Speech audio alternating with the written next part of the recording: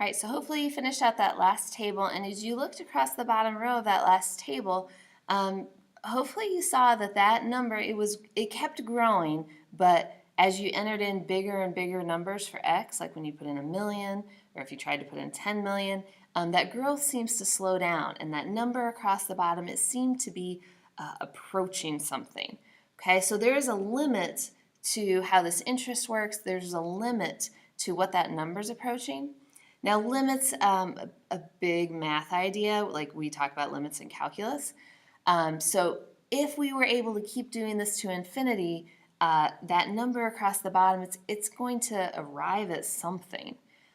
So what mathematicians did is they named this number. They said this number seems to show up. We don't really know what it is, so they called it e. E is an irrational number, kind of like pi. And as you notice on your table on the previous page, what you were getting at when you were doing the 1 plus 1 over x to the x power, as you were doing larger and larger values of x, it was approaching the number e. So the number e, based on your table, you should have been 2.718. Now we're not going to do the graph of this. If you want to read through that and check out a graph on Desmos, you are welcome to.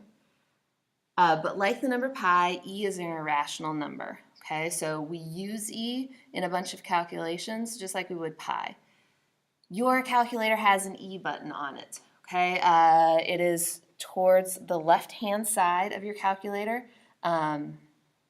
Upper left-hand side, there's a button that says ln, and right above that, you'll see it in blue, it says e to the x.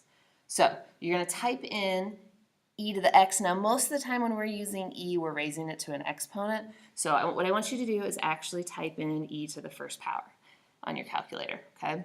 So when you do that, I'm actually going to do it on mine, we see the e is 2.718281828, and it's irrational, so it keeps going after this, but this is our decimal approximation. What the cool thing about E is that it shows up in situations with continuous growth. So it's not just like a banking thing or a credit card thing where if we compound interest continuously, yes, we can use it, but here are some other situations that E shows up in.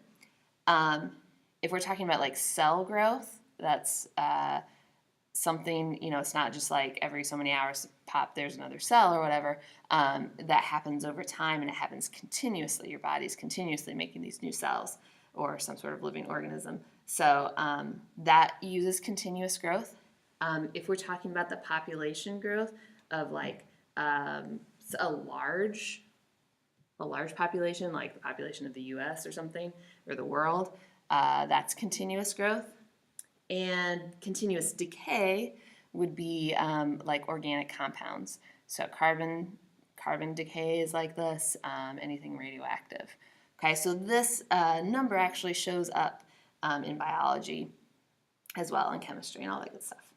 So before we had this equation, when we were compounding, monthly or quarterly or whatever, we had this equation. And that's what we worked with on day 2.